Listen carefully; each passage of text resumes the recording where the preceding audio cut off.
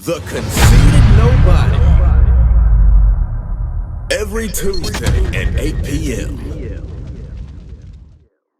Yo, what's up? We back with another edition of the best podcast you never heard of, The Conceited Knowbody. This is episode 110, 110.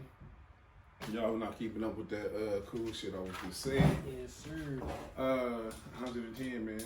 It's getting up there. It's almost at 111. 111. You know, before you know it, we're going to be at 112. And next thing you know, a billion. Over a billion souls to this day. Over a billion with over a billion streams. Shout out to McDonald's. I'm jacking all they shit. We here today, man. It's just me and Renaissance motherfucking Juvie in here. Just first time listening. This is Tourist, aka the Commodity, aka I ain't got no more. But I'm in here with the man that always make it happen. The man with the master plan. Motherfucking Renaissance Juvie. How you feeling, man? Man, it's feeling pretty good. The weather is Changing like a motherfucker. The sun gone. Like that motherfucker came out, I think, from like 1 to 3. And then for like after that, yeah. Like that motherfucker came out early. Like it was out early. Not early, but it came out like at a weird time, and then it just left. And then it was just like gloom from like 4 or 5 o'clock to all the way it got dark. It's like, man, it's starting to get dark quick. And I always say, man, this is my favorite time of the year. It don't get too hot, don't get too cold. Yeah. My IPO for next month is gonna be incredibly low. It's gonna be a beautiful thing. Looking at that beautiful, bro, cause I ain't touched my motherfucking heel. I'm just sitting around here, but it get hot up here and shit, so I'll crack that patio. But hey, I'm done until I see, like when I talk and shit, and I see the air. Yeah. I ain't fucking with nothing until I see air when I talk. But yeah, man, we got a fantastic show again. It's episode 110. What's today's date? 29? Today's the 29. 29, man. We 2 days away from the time of year when these niggas start acting white again. Hey, man, listen. We used to say shit. We used to say shit like acting white, like shit, like the way people enunciate when they talk. How they talk, how they, you know what I'm saying, change up in front of when they get in front of a group of white people, things like that. I'm telling you, man, the more acquainted I get with our history and our culture, the more I notice how the culture we in is some shit that they got us fucked up. We be doing all kinds of white people shit. Yeah, man. People don't understand, like... Right. I mean, cause it's just as simple as, man, they brought us over here. Like, you feel me? So all this shit ain't got nothing to do with us, man. You know what I mean? So it's just like, once shit really just start detaching from that shit, like you said, man, that shit would look way different. And with that said, man, I'm telling you, man, people can't, like, take this in, like, when they first hear things like this. But vacations, that's white people shit. And it's cool to go to work, get away from your familiar surroundings from time to time. But if you think about it, when niggas was on the plantation and they were sitting around and they see the white folks go do shit like that, I don't know where Master John at. You know, I ain't seen Master John in about 6 days. He come back and shit. He been, you know what I'm saying? I don't know where they vacation to and shit. He been to Slave Disney or some shit. Slave walked Disney with his family on a fucking wagon. And niggas like, man, when I get free, I'm going on vacation. Cause I wonder when niggas start taking vacations. Cause for one, we being broke as shit in this country. So when I wonder, like, Black History, man, I don't think it's adequate and shit telling us the important shit. I wonder who was the first nigga to go on vacation. The first nigga to go to work be like, hey, vacation day.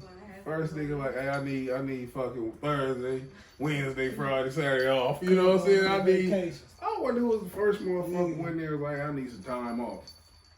Cause that's how it always happens. It take one nigga to see one nigga do it. Yeah. Then everybody trying to do it. I'm telling you, man, my best way of celebrating shit is not doing a motherfucking thing.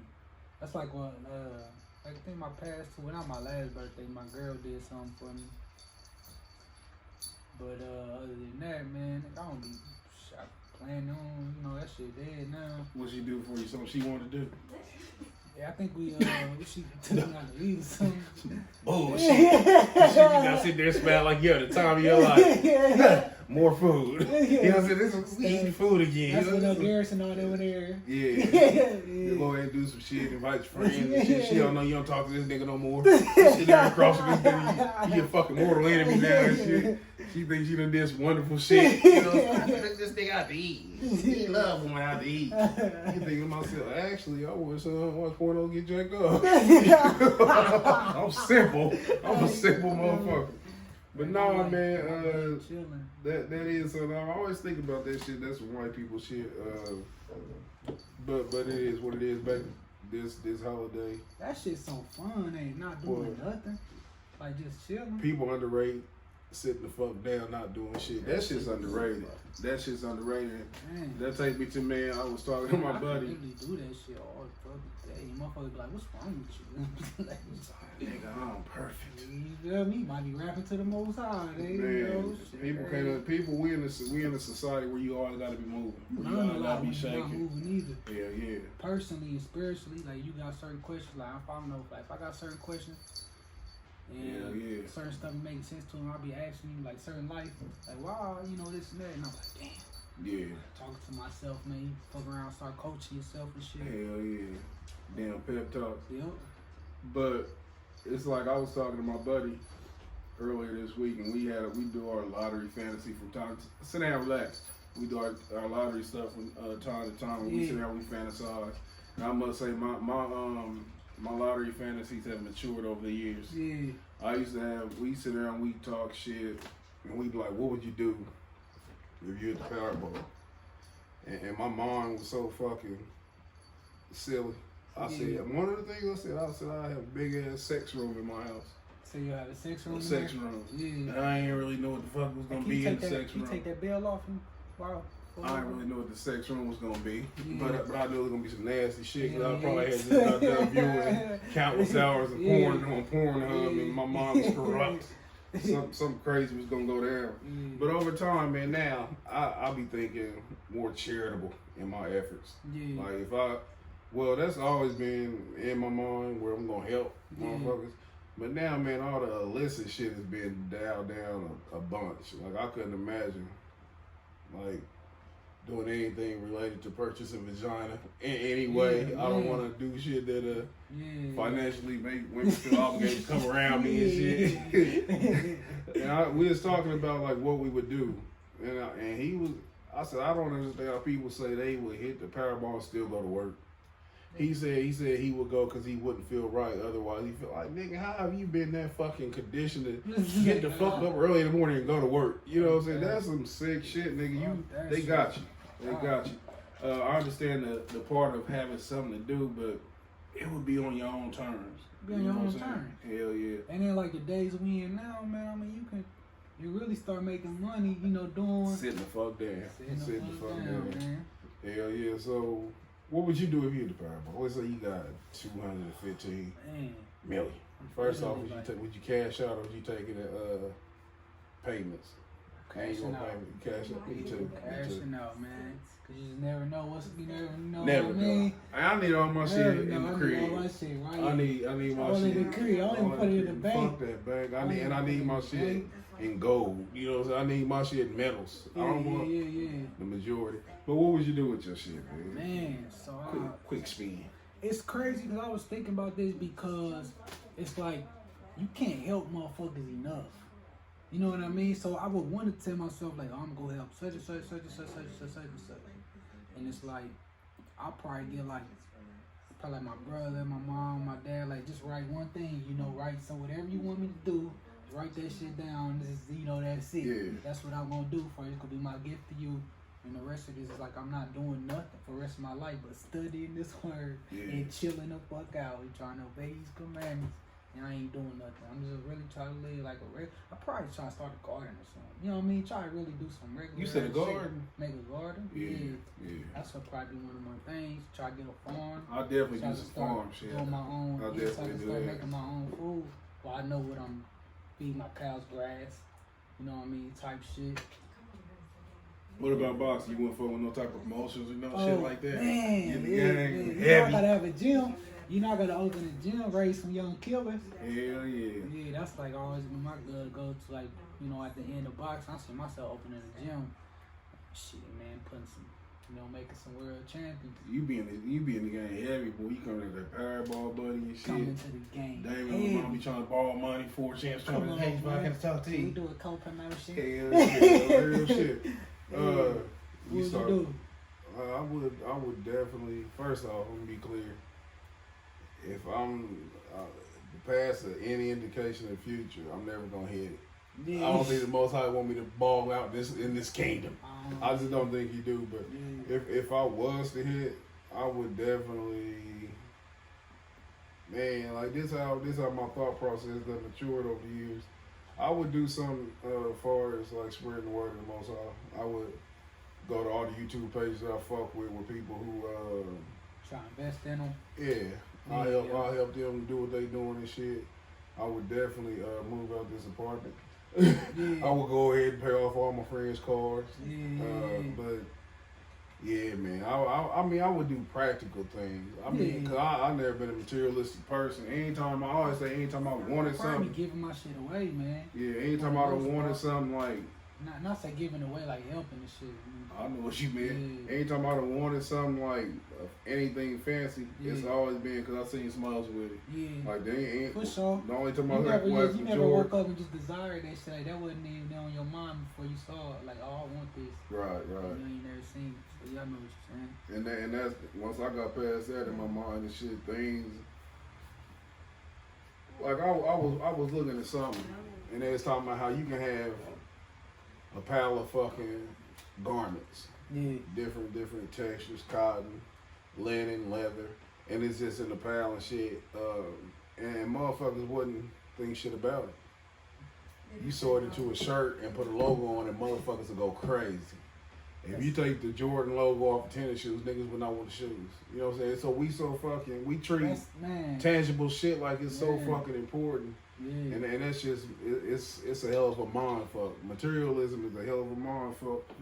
Yeah.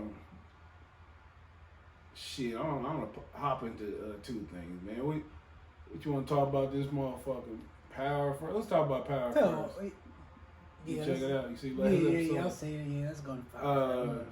I had to stop this week. I don't know if it's permanent. My power slander. I had to put it on hiatus. It was hell no. Fuck no, it was too much. It was too much for me. Too much. It was too much. Somebody said that too. Said it was too much going on. Like that shit was everywhere. Yes. When I see somebody post that, like, man, that shit was everywhere. I'm gonna tell you how fucking the main thing that stood out. For one, man, we talk about the writing every week. The writing is not gonna get no better. It seems like it's gonna get worse. That's what it is at this point. When you sit up here, okay, it's childish. It's childish. That's the only way I can aptly describe it. What I mean by childish is, Ghost is going to kill Jason. Tommy tells Jason Ghost is coming to kill you. Jason flips, Ghost kills him. Ghost tells, I can't remember Proctor's cousin name, he tell him Tommy killed Proctor. Yeah. He goes to kill Tommy. And in each case, the perpetrator or the antagonist, I don't know which one he is, I don't know who the good guys and the bad guys are. But when Proctor's cousin go kill Tommy, he got the drop on him. Yeah. But Tommy ended up killing him. It's childlike. I'm gonna get somebody to kill you, but you kill them. I'm gonna get somebody to kill you, but you kill them. Yeah. The shit is so fucking basic in the fucking construct of the fucking show. Like the writers are basic, it is some basic ass fucking writing with no fucking logic. Jason, he's a hard hitting. I don't know what. I still don't know what the fuck he is. He's some kind of fucking. If I'm just gonna mob figure, let me just call him some kind of something. He's an organized crime. He's the top of the food chain. He has a team. You've been fucking this nigga over the whole season. And you think this nigga don't want to get you fucking? You took 100 racks from me when he was trying to get his son out of fucking captivity. And you take the 100 racks from me, but you think it's safe to just go with this nigga to meet to talk about some goofy ass fucking investment deal? Your homie tell you, take the gun. He tell you, why not take your buddies with you? You are not moving like that to be running around New York by yourself and shit, cool with niggas. Yeah. So that shit didn't make no fucking sense. So I'm waiting on the retaliation from Jason team. Usually you cut off the fucking head, the body fall. I wonder if that's gonna hold true, because up to this point, the only name we know in that organization is Jason. Yeah. He's the only motherfucker we know. Yeah, who the fuck? And they have a problem with introducing people and shit that have no validity with the show. It's not contingent with what's been going on. And the case in point, it's Cash father. Cash pops up with a father. Cash is on the bus stop getting bullied, and his mama fighting for him, and now she gets shot. He has a father. Like, where the fuck have you been, Redbone? You know what I'm saying? You pretty-eyed motherfucker, where you been? So, the shit is corny, man. And hell no. They ain't showed that nigga in none of these seasons? Not a single one. That is not a single one. Then the Andre getting ran by the police storyline, that shit is tired. How do you, like, what? Police run around, feds, whatever, run around with house monitor bracelets, house arrest bracelets, and they fuck. Just ready, nigga. He better be good, nigga. Like, what? This shit is so fucking unbelievable. Like, where, nigga, did you just have that in your fucking glove compartment waiting? And you a simple ass nigga. You've been to the joint. You know the system. Yeah. But you sit here letting white folks just throw, you know what I'm saying? You don't even fucking outside of the motherfuckers. And just go back in your mind. Just 3 episodes ago, this nigga poking niggas up on the corner. He's a killer, which that is kind of realistic. How niggas fear the police, but kill another nigga and shit in a split second. Yeah. So that's just realistic. But the Dre storyline is tired. What else? How Tommy Boys got fucked up. What you thought about that? How they got ran up? Man, that shit, man. Cause they think Tommy did it, don't they? They think Tommy set him up. Yeah. Who called that? No, Dre told him. Dre. Oh yeah. Man. So and it's crazy, man. Cause I'm like shit. Cause they don't get locked. Cause it wasn't shit in the spot. So that's where all the dope was at. That's they stash. That's where they keep everything. I thought they ain't had nothing there at the moment. I thought there was somebody about to drop something. Was they waiting on Jason to bring something? That's what I thought. I thought they was waiting on the drop. I think that's what happened. But they had to be arrested for something. Yeah, for sure. So it was something there. Yeah. Because they wouldn't have got just locked up for no fucking reason. You know what I'm saying? That's what I kind of would have said like to me, but. I don't know. They probably, I mean, fuck, we trying to make sense of some shit don't make sense. So, but so. Tommy, why couldn't Tommy be like, what the fuck? Why you could get some like I ain't got shit to do with? Because these niggas, first thing they said they hear was, I'm telling. We get downtown, I'm telling everything on Tommy. That's how, you know what I'm saying? That's how I came on, like, we gonna pay him back. Yeah. What they gonna, I mean, they could be setting up for so much. Remember that this is gonna, I don't know when it stops, this part of the season.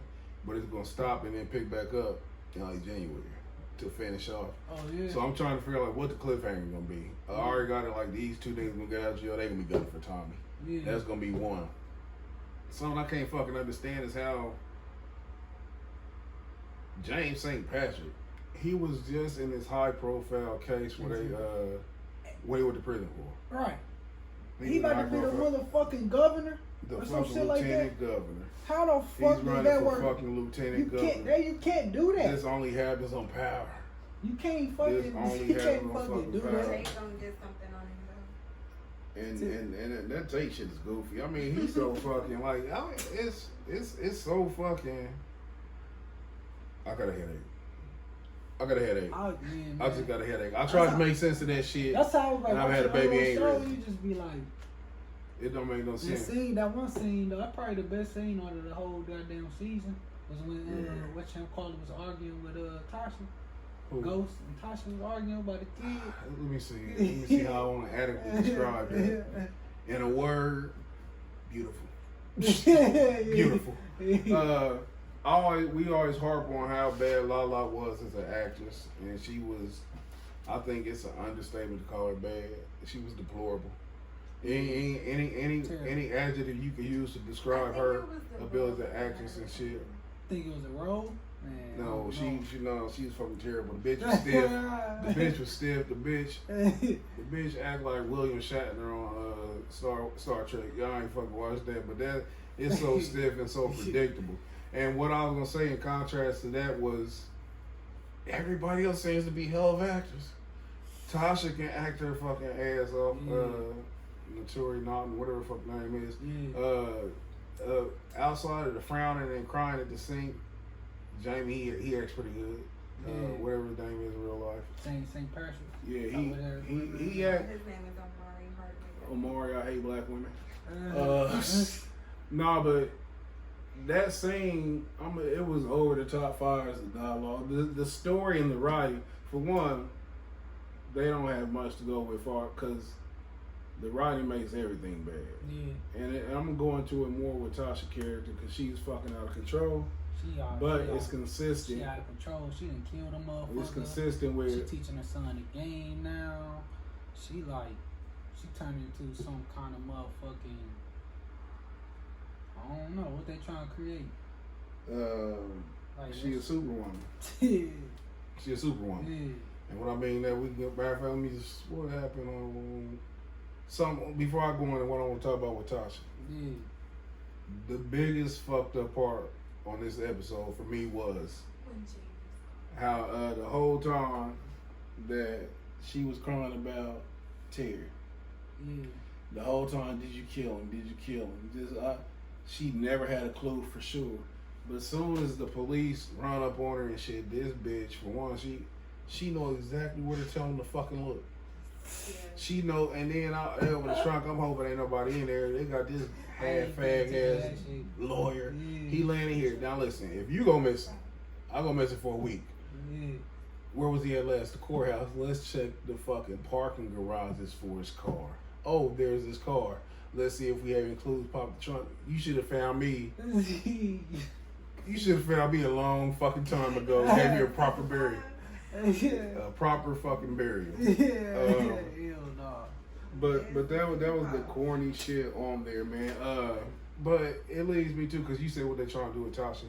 I was sitting around Ryan today, and I was like, this is incredible how this character or this storyline concerning Tasha is going. I was like, she's far-fetched. Then I said, she's not far-fetched. And what I mean by that, by the standards of today's liberal woman, she's right on pace.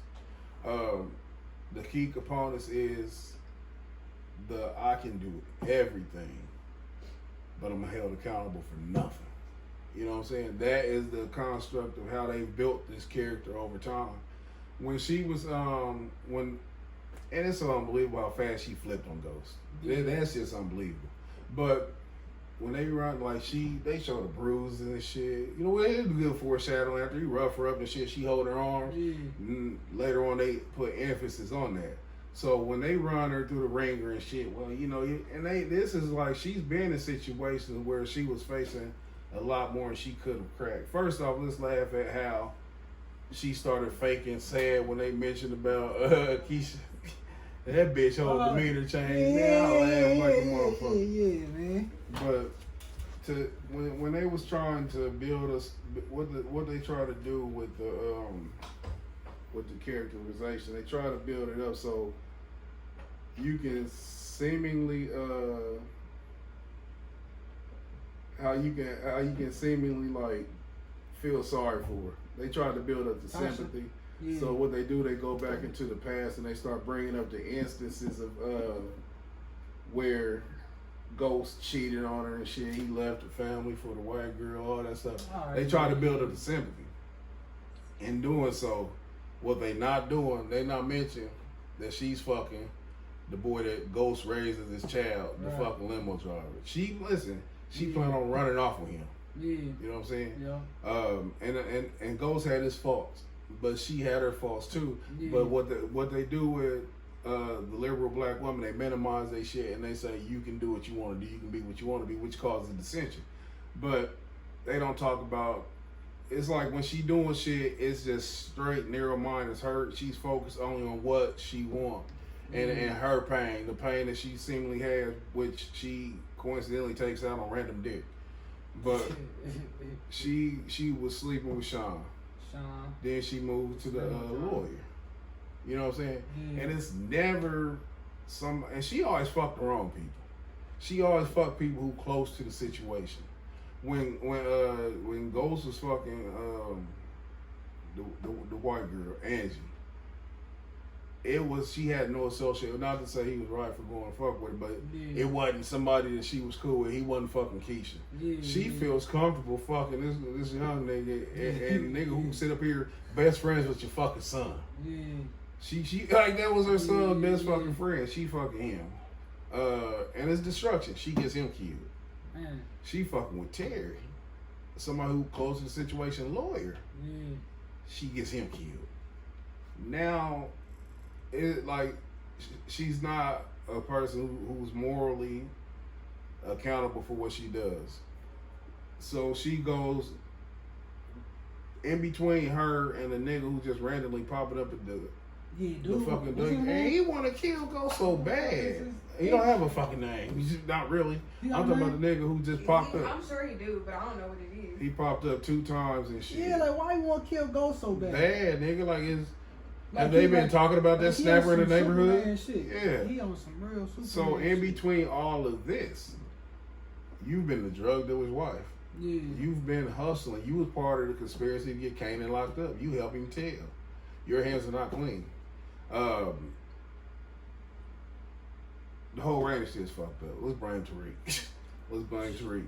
But fast forward to this point, one, you a fucking deadbeat, bitch. We see next time we see that baby, that youngest daughter, she gonna be 26 years old with children of her own. They just gonna bring her out. She gonna be grown as shit. They gonna bring her out there. She gonna be grown. She like like when they brought back season 6, I was like, how did she get so big? They bring her back every fucking what, 7 episodes, and she's fucking big as shit. You know what I'm saying? It's going like a fucking. I can't. Yeah, she gonna come back 26 years old with children and shit. But they put the emphasis on there. Then she opened a daycare. She has no fortitude. She has no hustle in her. Not no real hustle. It's the shit where she used to shit being handed to her and she's never wrong. Fuck Sean. Fuck the lawyer and fuck the new nigga at daycare she just let knock her down. This bitch killed her fucking best friend. Cold fucking blood. Hell yeah. You and look like you. I mean, and nobody is like she's fucked up. Nobody like this is. They said, What you would've did? I wouldn't. The shit's unbelievable. I mean, I can't. I'd have jumped on the ceiling and shit and ate the wall. Instead of you being fucking fanciful with all this silly shit, I'd have fucking headbutted the wall and watched gold fall out. This is what powers a fucking fairy tale. So she kills her in fucking cold blood. I mean, and that was because of what? Because she thinks she's gonna rat on her son, and it's not even her affection for her son. She just know that this is my dope dealer. So in addition to being a useless slut, a motherfucking murderer, you turn your son into a drug dealer. Like in a few episodes, you got bitches at the strip club selling dope. You done turned the whole fucking strip club. You done got this goofy, ratchet bitch in here who just all she do, the girl who I don't even know her name, but her plug in the strip club. This is what she do every episode. She walk in real fast, talk real fast, and leave real fast. That's what the fucking bitch do every episode. It's so the character, and I seen something on it was from Essence magazine where they was talking about. They said Tasha, she represents today's black woman. And one thing I saw it on, it was a YouTube clip, and I'm like, this is how they promote this shit. They promote promote chaos. Like they want chaos and shit, and that's Tasha's character is a character built on chaos. She's like if you was to why would they say that? If you was to draw or put all the characteristics that you didn't want in a woman into a hat and bring them out, it would be Tasha. Starting with that fucked up weave, it would be Tasha. Since season 1, boy. But she has the victim mentality and shit because she caused all this chaos. Now let's put all this in perspective. And this is realistic as fuck, whether people understand this or not. She caused all of this chaos because Jamie went and got some pussy. This is what all of this seemingly stemmed from. Yeah. It's a character issue because it's been something that's been dying to get outside of her. Yeah. It's like she was this person, but she kept it in check. I don't believe you become this deplorable. Yeah. Like I don't believe people go to jail and turn into a fag. If you go in jail and you get hit in the ass or suck a dick or fuck a boy, you was already gay. You just needed a fucking outlet. And that's what the fuck she needed. She needed, and it's weird as shit, man, because when she's sitting there telling, she like, he killed Terry, but she ain't saying, and I killed Keisha. You know what I'm saying? It's like everything she does in her mind, she justifies it. And that's how they want the black women of these times to be, to where, and the whole thing is, I don't need a man who's ahead of me. Each dude that she has dealt with outside of Ghost has been somebody she can control. She can control or manipulate Sean. She can control, manipulate Terry. She has the power to have this nigga that she just kill her up. It's that spirit that she has over these niggas and shit. And Jamie's the only one who she can't control. She controls her son. It's so much shit they showing us and shit without saying it. She controls Tariq to the point where he's already a fucking psychopath. He fucking down there was in on his own kidnapping. He sit here with the white boy talking about, tell me when you gonna kill my daddy. Tasha sit here and plot with Tommy when they should kill Ghost while smoking a fucking joint in the car. And still feel like Ghost owe her some shit. It's psychotic, man. It's psychotic as fuck. And she used her feminine wiles and the manipulation. This how come. All he did was fuck the white bitch, huh? That's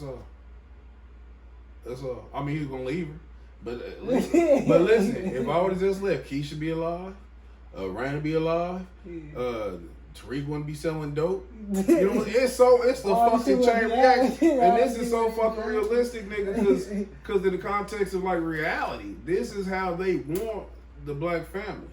If you can get the woman against the man, it's so much fucking chaos that comes after that. That's why I say she's the blueprint for what they want. It's not, thankfully, it's still a dream. Not too many women are subscribing to this shit. You got a few motherfuckers who act like they, but it's something they fucking brain like, oh, this bitch going too far. You know what I'm saying? It's some Keisha and some of these bitches. Well, I'll be in it for a minute, but hey, I'm telling, I'm moving. It's that shit. But that's just how I feel, man. That's my dissection of Tasha, man. It's like, that shit is way deeper than people perceive this shit, like man. And shit, and you know, Courtney, whoever the writer is, like the main writer is a woman. Like, people live out their fantasies in these roles. 50 Cent, we know the type of rapper he is. We know Kanan is everything 50 Cent ever rapped about. It's his fantasy. You know what I'm saying? Everybody's living out their fantasy type shit. And so this is how people feel in the inside. It's some people who feel like, yeah, he showed him, Tasha, you can do what you can do anything the men do. Hell yeah. But she's emotionally attached. She wanted to move with every nigga she fucked. You know what I'm saying? She wanted to move with the little young nigga.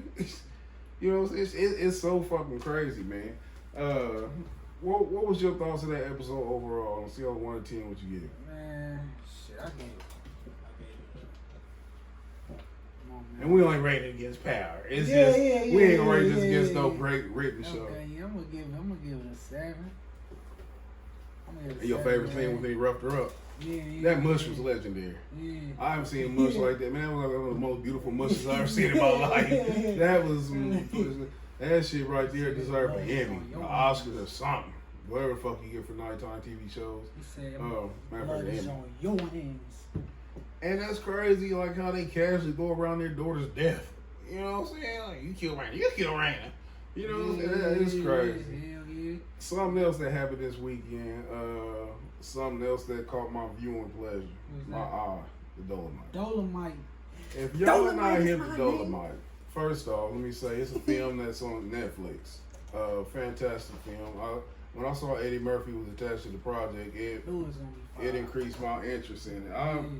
I heard about Dolemite for the first time like 1993. Shout out to my brother Suge motherfucking Fresh. Put you on Dolemite. He used to always watch that shit. He used to watch Watch Dolemite. that shit all the time. Yeah, there's a nigga live around the corner who used to like my mama. And he thought the way that my mama's heart was through Sean. He thought that he was cool with my brother and shit. So my brother, he'd go over to sit down and get these fucking VCR tapes. Yeah. And he used to come back and watch that shit. And the ones I remember is Dolemite, The Human Tornado, and P.D. Wheatstraw. Those are the ones. And then he's watching shit like Cooley High. My brother went on a 70s movie, black movie binge. And I'll come in there, like he be sitting there, I'm going to sit there playing basketball and shit like that. Yeah. I'll come in there, he's sitting down there and watch. It take me 5 minutes to I'm not watching this trash. Yeah. I'm not watching this bullshit. This is the worst fucking choreography, acting. The worst. It was the worst. It wasn't funny.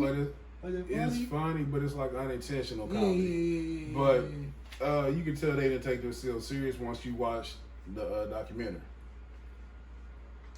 Again, I seen Eddie Murphy attached to it, so I want to see it. Eddie Murphy underrated as a serious actor, as an actor overall to me. I've always been a fan of Eddie Murphy. Yeah. Pluto Nash, no matter what he's in, I've always enjoyed his role, even if it's over top, such as Buddy Love. Yeah. I watched this movie. I had never really paid attention to Rudy Ray Moore, who the person who played Dolemite is in the actual movie. I never paid attention to him. Yeah.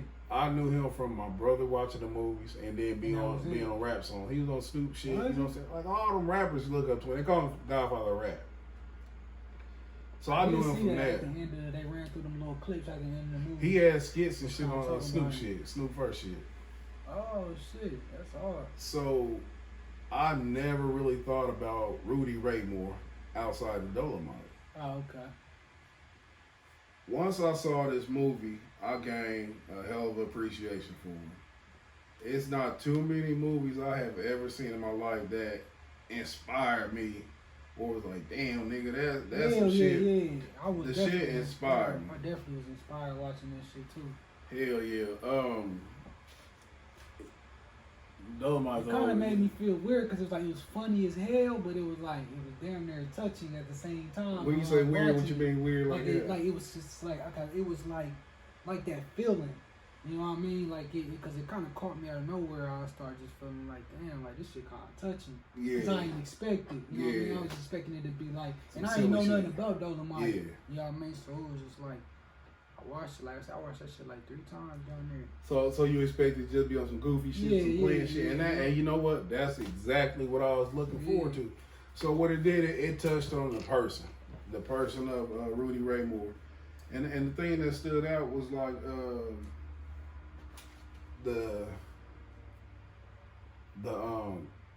he was born in 1927. All this stuff is happening in 74, so he was close to 50. He had moderate success as a recording artist, as a small time comedian, but he was never taken serious as somebody who could go to that next level. Yeah. He was in the club. And if you haven't seen the movie, you need to check this out. I hate it if you get this spoiler, but you know what?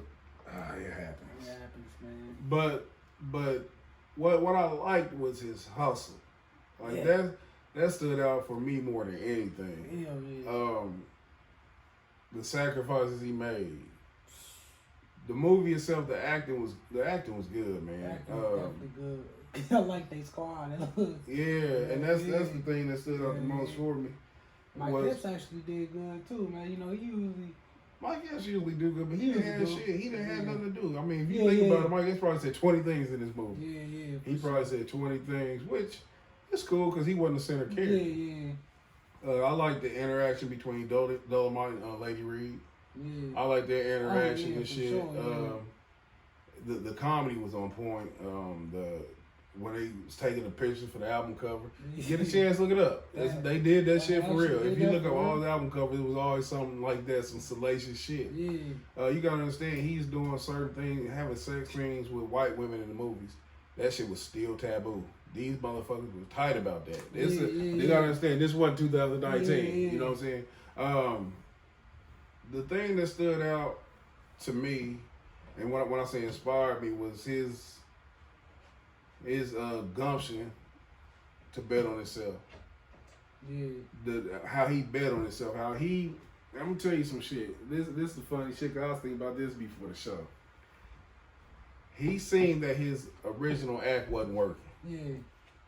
He see it's crazy because motherfuckers get slammed for this shit today. Yeah, you get fucking shitted on. He see the old bum, shout out to Rico, come in here saying this little cool shit, signified monkey, rhyming, you know what I'm saying, some cool shit.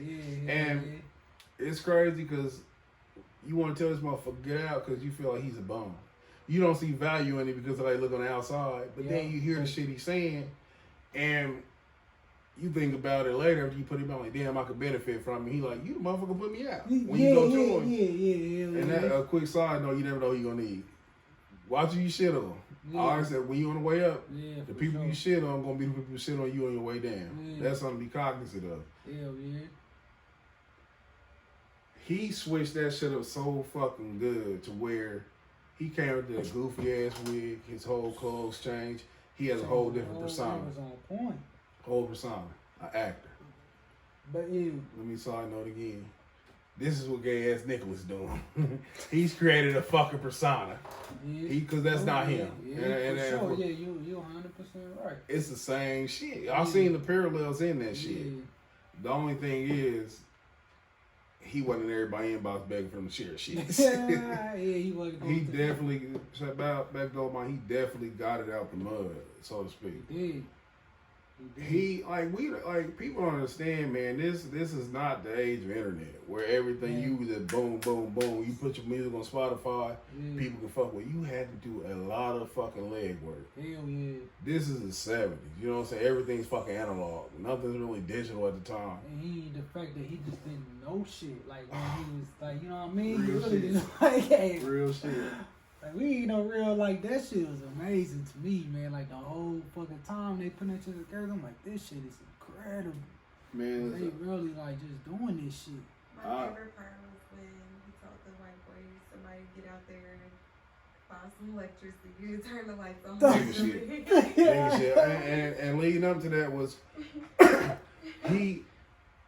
he moved into the theater. Yeah. And he said, we just gonna clean this bitch up. Yeah. Right. I'm looking at myself like, this where I quit. That's where I quit. You told her we was going. Yeah. I'm lazy. So I'm gonna find somebody. I'm gonna get Rico them. Yeah. Hey Rico, man, I got a couple beers and shit. You gonna clean this whole building. You know what I'm saying? I'm gonna take advantage of the sick. Yeah. So with that, he left his apartment. Yeah. He said, I can't afford to keep the apartment in this shit. You know what I'm saying? So he was back. He said, I can pay for the apartment. And that's literally betting on your fucking. Look all night. That's literally betting on yourself, man. Like it gets no more bigger of a gamble than that right there. And that's why I say I admire that shit. When I'm looking at this shit, I'm like, man, this is some cool shit. Hell yeah. So the whole process, and we can relate to this because when I started the podcast, I know I like to talk shit. I know I like to talk, give my opinion and shit, my point of view, but I didn't know how to run a fucking interface. I didn't know how to hook the mics up. I went for like the first 3 months with the mics hooked up wrong. Like the mics weren't even hooked up. I'm wondering why it sound fucked up when it played back. I'm like, man, what the fuck is going on? But it's the process of learning. You know what I'm saying? And that's what I had to do, man. And when I see this, I'm drawing parallels. I'm like, damn, this is how I feel. You know what I'm saying? I'm like, you putting so much into it and stuff with just the hope of getting something back out. Where you don't know how this shit gonna go. You have no fucking idea. It's literally a fucking gamble. Rolling, shaking the dice. That's exactly what it is, man. Where you just hope, man. You like, damn, I hope that. And once you done with it, you like, I hope somebody feel it. You know what I'm saying? I hope somebody can identify what I hope somebody tell me, like, man, we respect that shit. That shit was cold. And that's all you can hope for. One of the telling things at the end for me, and what I mean telling, like, when he is like, when he felt like the movie failed. They sitting at that fucking diner. And everybody out there in their mind got a fucking moral victory. You know what I'm saying? Well, at least we did this. At least we did this. That nigga said, you motherfuckers ain't put in what I put in. You know what I'm saying? Hey, that touched my fucking heart. Because it's like you can identify with it, especially. Matter of fact. I'm going to put this in an even stronger perspective. And what I mean by that is this. You a fighter. When you lost your fight, and me being in a position of competitor, I know the shit not to say. I don't say shit like, it's cool, you know what I'm saying? That's all right, man, you did your best. Bitch, you done lose what I just lost right now. You know what I'm saying? Like, that's the emotion. I was the motherfucker in training camp and shit every fucking day. Like I did something wrong. I'm cutting weight. You know what I'm saying? I'm doing all these different things and shit to have a great fight. And I feel like I came up short. You know what I'm saying? Like, you say, a motherfucker be like, well, you did your best. And they start giving these motherfuckers feel-good speeches and shit. Like, I feel terrible, bitch. You know, I feel terrible, motherfucker. I'm ready for this motherfucking fight. Yeah. So that's the main things that popped up for me, man. It was very identifiable for me, man. I could just feel that shit. And that's why I say I was inspired, because he had less resources than I got. He had way less resources to start. One with talent. When thinking about that, we said, that's what made me think like, man, what the fuck can we do with what we got right now? That's how I started thinking about that shit. I'm like, this nigga literally didn't have shit. He had shit, man. And he didn't know how to do shit. But he just was like, man, I got this fucking idea. This is what the fuck we gonna do. Right. And that's what I mean when I say the lack of talent, man. Like, the nigga could act. He didn't know Kung Fu. He had nobody around him with experience except the director. He had the director and then dude who was writing, which incidentally was people that rode with him pretty much for the rest of the film career. But he was able to use the resources that he had. You know what I'm saying? He brought the people from around him, and they all, and what it was like, remember at the beginning when he was dealing with Mike Epps them? When he was dealing with Mike Epps them, first they laughing and joking and shit at his idea of the Dolemite shit.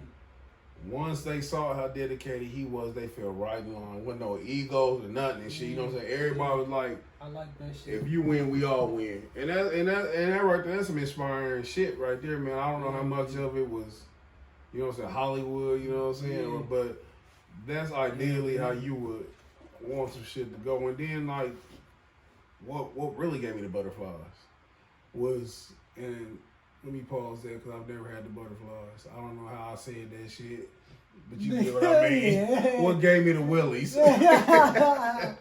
But when he was, and you just say this with me, with the 100, with the R&B, where he's so fucking nervous, they get ready to pull up. He nervous as shit, you know what I'm saying? Everything is aggravating or agitating him on his way in there and shit. He don't know what the fuck to expect. So he pulls up, he see this crowd. I was like, anybody who know me know that I have the most minute desire for fame.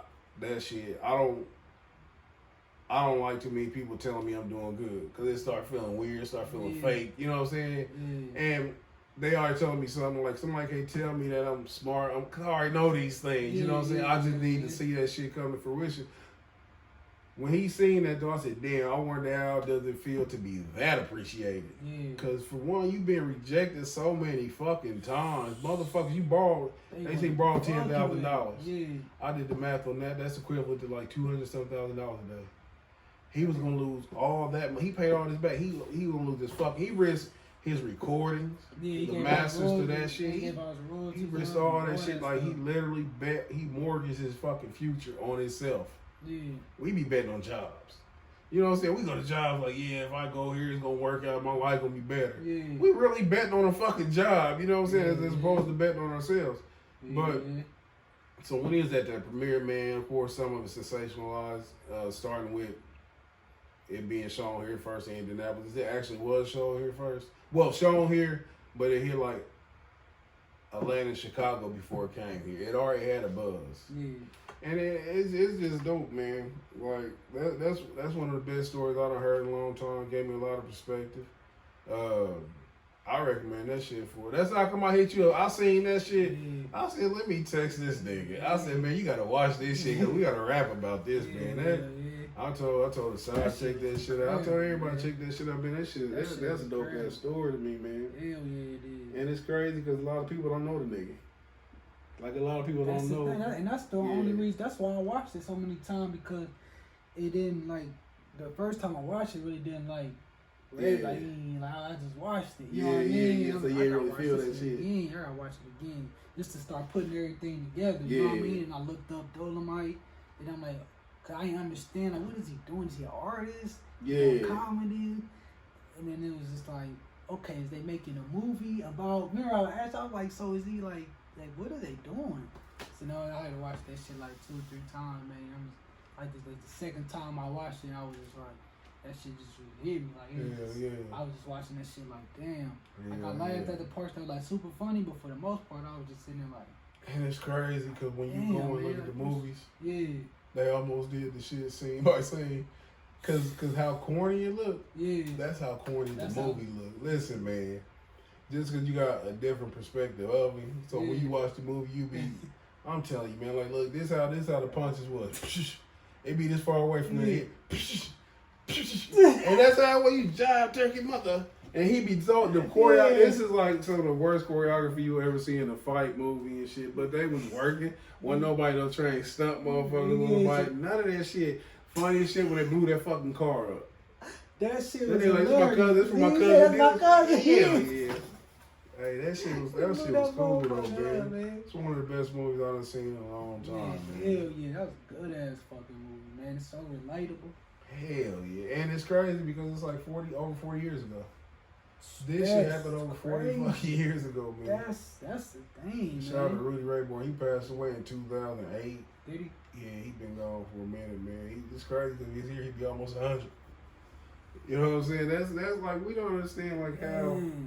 But if you get a chance, man, check that shit out. I really have been meaning to watch it. I was gonna watch it after I had watched the movie. Actually, I was like, I'm actually gonna watch this shit. And the funny shit is like, my brother used to quote the movie all the fucking time.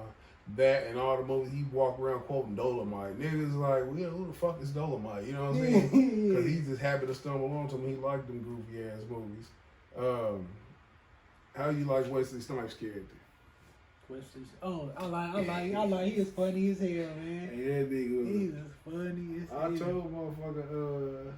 He said, that nigga was a side. No need. That nigga was a side. Yeah. And what I mean by that is like you can have all the fucking suggestions, but he ain't got shit but negative shit to say every time. And then put your coat on. What if it get hot? Nigga, it's December, but it can get hot. You like dream a little, nigga, live a little and shit. When I was checking that shit, I'm like, man, this shit nigga remind me of fucking Saab, man. This nigga, you know what I'm saying? He ain't trying to dream. Yeah, but I liked his character. He offers some humor to it. It made me wanna. I like the character he played the woman was too. Lady Reese. Lady Reese, I like her character too. Yeah, I liked her too. She had her album covers the same type shit too. Oh yeah. Her shit where, of course, nobody wants to see all that put fat her black on, shit. right? Yeah. He put her on. He bad. You see somebody fat black out of the crowd, like, I'm make a star out of you. Yeah. Hey, I'm gonna tell you something else though. How she was grateful because she knew she looked like a piece of shit. She's like, you don't see people look like me on album covers and shit. You gotta understand. This is the 70s, and I'm being funny. She had. This is the 70s where black women were still. It's crazy because, matter of fact, I think they were more proud of their afro and things like that. But in Hollywood, a lot of people was trying to go for the Diane Carroll. See, I'm saying old people, but Diane Carroll looked with the little white lady perm and shit. Yeah. So if you seen her on some shit, man, that bitch was cussing. Like people who look like her on film, they was cussing somebody out to clean up the kitchen. Yeah. You know what I'm saying? So she get a starring role and shit. She increased her success.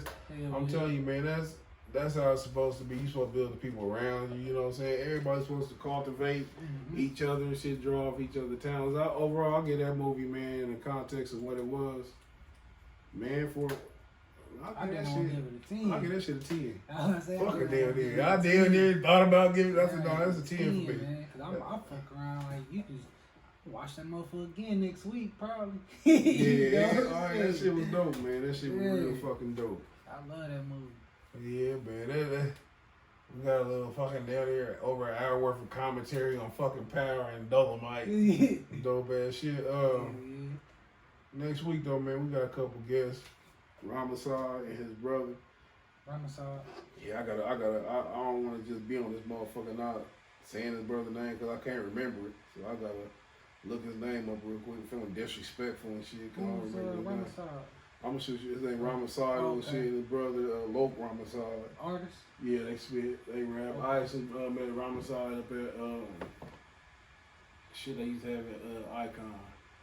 That summer shit. What the fuck was that shit? The Rehab on Sunday shit. Oh, Rehab on Sunday? Yeah, we went up there and shit. I ended up getting his card and we've been following each other on social media since then. They're gonna be rocking with us next week. Shit. We ain't got nothing on the horizon. Tell them about that shit you just dropped, nigga. Oh yeah, I just dropped this motherfucking this track, man. It's called Money Trees. It's streaming on everything. Y'all can go check that out. Go get Money Stream, man. That shit, I might do an old tape like that with them type of vibes. Cause I got that and so many flavors. I might put so many flavors on there. And man, so y'all can actually look forward. Now I might go ahead, might fuck around, get some time, drop a little 10 track. I come up with some, cause it was so shit. Making music like that be so effortless. Yeah. You know what I mean? Yeah, yeah. So man, yeah, that shit was damn. That was fine track. So man, yeah, go check that out. And man, I fuck around and dive into this movie. Just we've been trying to write for a minute. You know, that really inspired me to like, hey, fuck it, man. Let's just start shooting some shit. Did you ever go listen to Devil the Dude? Yeah. You like that shit? Yeah. That was a Macville. It was a Macville. That shit hard, ain't it? Yeah, I had told to the raggedy ass car. Yeah. But yeah, we been laid back, man. We gotta get our lineup back tight. Hell of a show. Another fantastic show, episode 110. You got anything that you want to say in closing outside? Man, just keep looking forward, man. We got more content, man. Go check out if y'all ain't. We got a lot of new faces, man. So make sure y'all go back and check out that Chest Love. Yeah. The Chest Love right up the video, man. I might post it up a couple days, man, just to let it, resurface and try to circulate some more. Go check that out, man, and shit. Just be looking forward to more content coming y'all way, man. Yeah, we check y'all out next Tuesday, same bat channel, same bat time. Another edition of the best podcast you never heard of, the Conceited Knowbody. The Conceited Knowbody. Every Tuesday at 8 p.m.